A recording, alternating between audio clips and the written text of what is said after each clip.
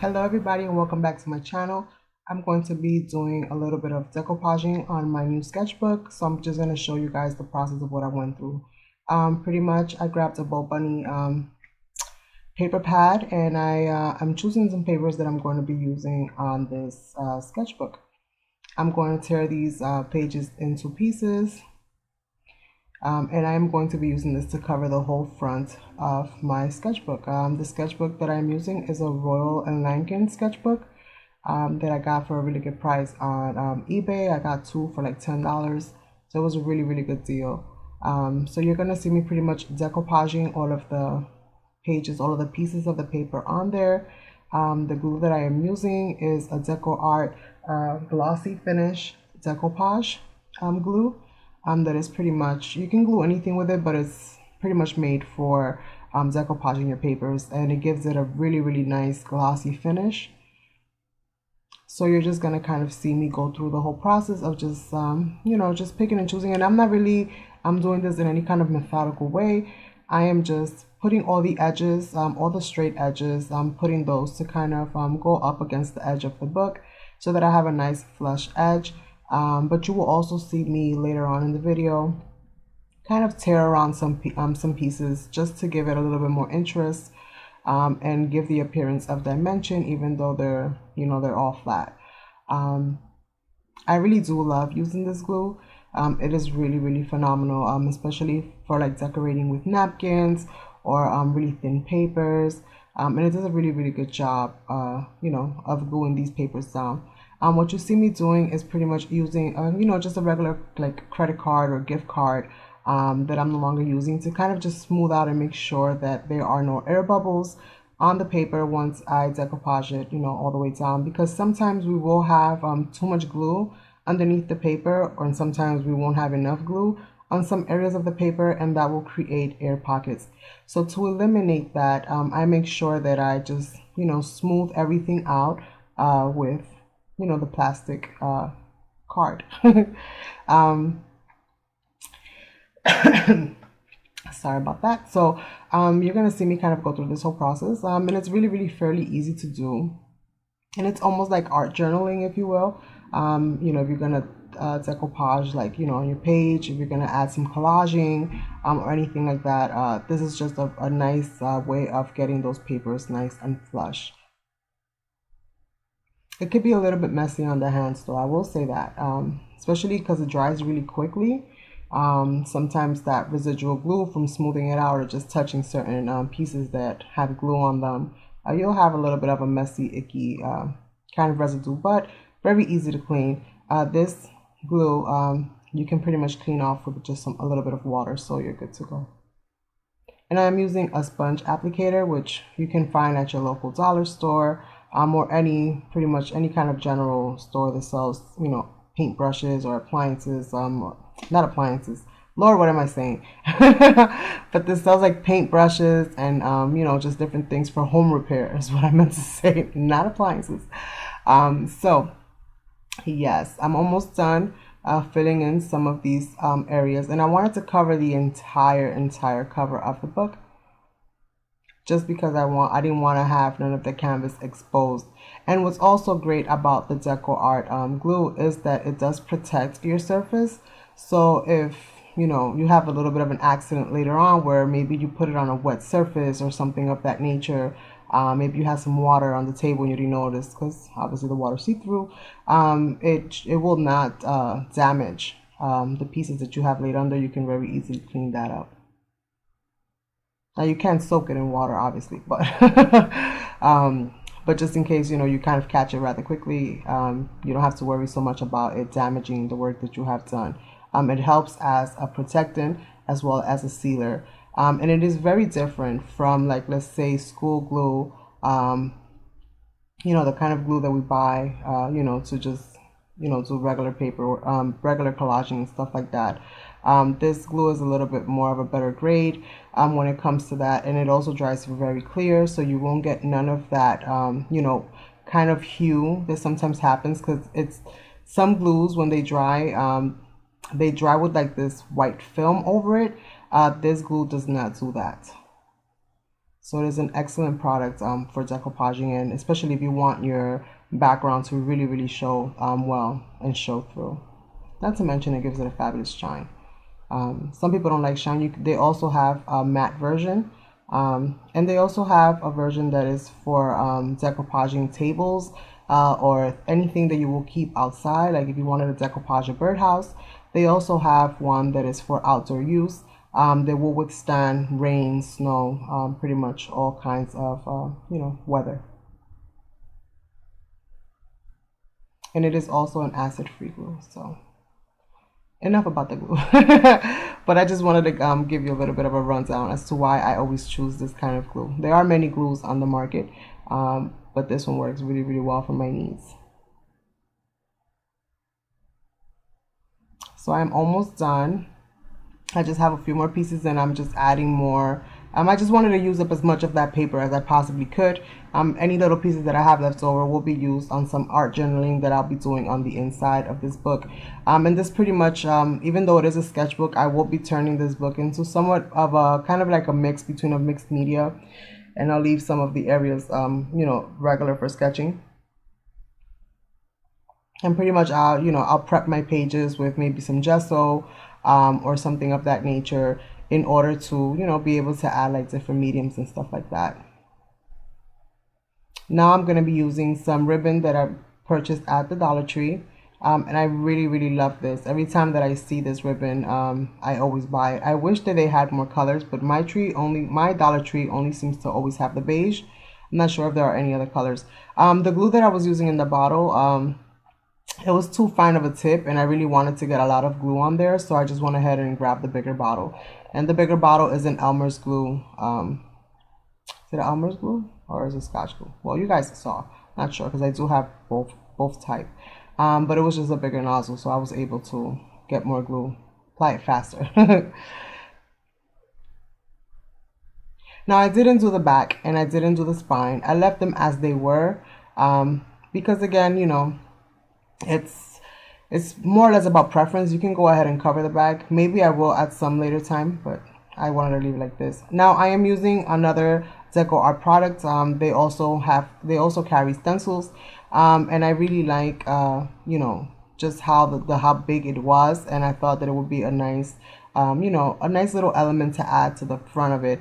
And what I'm using that with is their dimensional paste, and pretty much once it's dry, it has a nice three-dimensional, has a very nice dimensional look to it. It doesn't dry flat, so pretty much you can use it on anything that you really want a lot of dimension on. So you'll just see me kind of applying that, and I try to smooth it out in 100 different ways. I always try to get it as perfect as I can, but reality is there's no such thing as perfection. And you'll always end up with a little bit of ripples, but that's fine. That's kind of like the art of creating anyway. Sometimes things that are too perfect, they kind of lose their interest because you don't know exactly where to focus. But when you have a little bit of a flaw, people tend to notice that, so they'll look at your work a little bit harder. So I kind of smooth it out on the one spatula, and then I just kind of grab some of that and just apply it in there. I could have also used modeling paste for this, but I opted for this one instead. And this again is a Decoart product, and I will also be adding some paint and just a whole bunch of different things to this. I really did like this whole process, and I really like how it came out at the end. At first I wasn't really sure which way I was gonna go with it, but I'm always doing the most, right? For those of you that have been watching me, you guys know that I tend to have a hard time stopping. So right now what I'm trying to do is I'm trying to get this paint somewhat translucent. I don't want it to be too dark or too opaque, I think is the word. So I mixed it in with a little bit of matte medium in order to get it nice and translucent, which is why you can still see the background on that. And then you'll also see me later on apply some other things to that in order to get a different effect. This was just like a nice little coat that I wanted to paint the whole cover with, and it's Bahama blue. That's the color of this, but I didn't want it to be totally blue. So you guys will see that I will go ahead and just do some other things to this page as well. But as you can see, just by mixing it with some of the matte medium, it does kind of give it a translucent kind of look without actually affecting too much of the paint itself. So, you know, it's a very good way of getting translucent colors. And I painted the whole thing, including all of my stenciled areas. And by this time, I had already heat set it, and I had dried it. I forgot to mention that I had dried it with a heat gun for a few minutes. And I'm applying some alcohol to that just to see what kind of an effect to get. I like to do a lot of experimenting with my work. So I just wanted to see what it did, and I noticed that it kind of it did raise some of the paint off.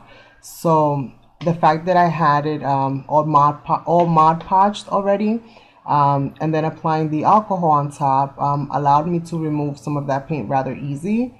So I ended up liking that a lot, actually, and then I ended up just kind of going crazy and spraying the whole thing, and then just starting to wipe away and get kind of like a distressed look on the book, like it had been painted over and over and over again, which in reality it had. But I just really liked the way that looked. So more or less, you see me kind of distressing the whole book and just leaving some of the areas as they were, but trying to get a lot of that off, just so that I have a little bit of that blue left over, but not too much. It's not too overwhelming.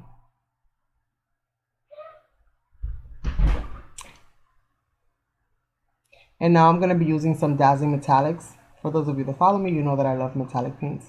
And what I really liked about this, using this Dazzling metallic on here, and this is Spelndid Gold that I'm using, is the fact that it can also be applied somewhat translucent. If you you know, you blend it out enough, it will get nice and clear. And I just wanted that metallic kind of shine to that, so I'll be using that one. I will be also using Rich Expresso, which is like a chocolatey kind of metallic color. I really love this color. And I tried not to blend it out too much, but still just give it a little bit of a blending and just add it in different places. And you're gonna kind of see me go through like this whole playing process of you know, just dabbing on different metallic paints, as well as continuing to add more of the acrylic Bahama blue paint on there. And I really do love how these two colors kind of complement each other. Just the richness of the blue, and then with the brown, to me it just looks really pretty. So I'm gonna go ahead and just, like I said, dabble with the three colors. I'm gonna add some golds, I'm gonna alternate with some Expresso, and then, you know, dab it a little bit of blue here and there, and just kind of get you know, some detail on these leaves, which I will turn into something else, but you guys will see that moving forward.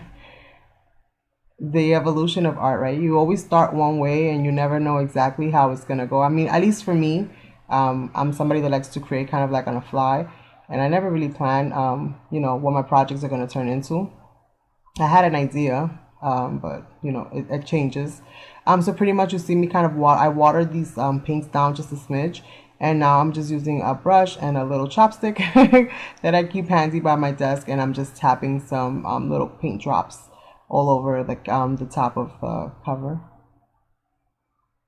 And again, just using up what I have, you know, using up all the colors that I have. It's a good way to not waste any paint, especially if you don't have, you know, you don't have a lot to want to put away.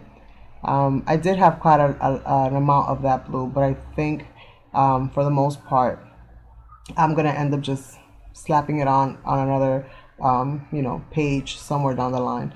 So now you're gonna see me again go over it, and I've already dried this. This has already been heat setted. So I'm gonna go over the whole thing again with some Mod Podge, and just get well, not Mod Podge, Decou-page. Let me correct that, and that's a different product altogether. Which pretty much just to give it that protection, and I went ahead and heat dried that again so that it's back to its clear state. And now I'm just gonna add some shading with some media spray in black from the Decoart line as well, and just give it a little bit of shading all the way around, just to make it kind of stand out a little bit more, since that is kind of like the focal point of this book. And since I wasn't specific as far as, I know for a fact that I'm going to be doing all different kinds of things in this book, I didn't want to give it a title or, you know, go into, you know, adding a phrase in the front of the cover. At least not for now. Maybe later on, if I get in the mood to do something like that, then I'll do that. But for right now, I just wanted to keep it like this, and just add, you know, just leave these two kind of leaves coming together, you know, as the cover. And I just really like how it came out overall. Hopefully you guys are enjoying this, you know, this whole process. You will see me do some art journaling in this book, not in this video, but in upcoming videos. And I'm just trying to get the hang of this whole voiceover thing. So hopefully I'm doing a pretty good job and it sounds okay. But for the most part, yeah, we're almost done with this book cover. After I've done this, I'm going to go in with a little bit of a, you know, just highlighting some areas and also changing that up because, again, since this is the focal point, I wanted to add a lot of interest to this. And I wanted there to be a lot of bouncing between the lights and the shadows. So you're going to see me just kind of switch gears a little bit and turn this into something completely different. Well, not too different, but now I'm using some white. And this is going to help me to add a little bit of highlight, just add some lighter areas, because it did kind of get a little bit lost between all the dark shades, especially with the chalk, you know, with the espresso, with the rich espresso, and just overall the vintagey look of the book itself. So I started to add some highlights and I'm like, okay, this is not really showing too much. So I need to do something else to this because you could hardly see it. So now is where I start kind of turning them into little pods. That's kind of how I see it. Like I just kind of started turning them into little pots just by adding a few little strokes of the white paint. Now that it looks like something completely different. Now they're not just leaves anymore. Now they're going to become flowers, which is kind of like what I see my art as. You know, it starts as a little seed in my brain and then it just turns into this beautiful flower, right? So like I said, hopefully you guys have enjoyed this process, and hopefully I'll see you guys also trying to do the same. This is a really good way to add decoration, and you know, you can also do this for like home decor if you want to just grab some old books and just kind of decoupage the fronts of it and just, you know, do some artwork on the front of it. You don't necessarily have to draw anything or paint anything. As you guys see, it's very simple to do, and you could create, you know, little pieces of interest in either your living room or your bedroom, so on and so forth. But great decor. So thank you so much for watching,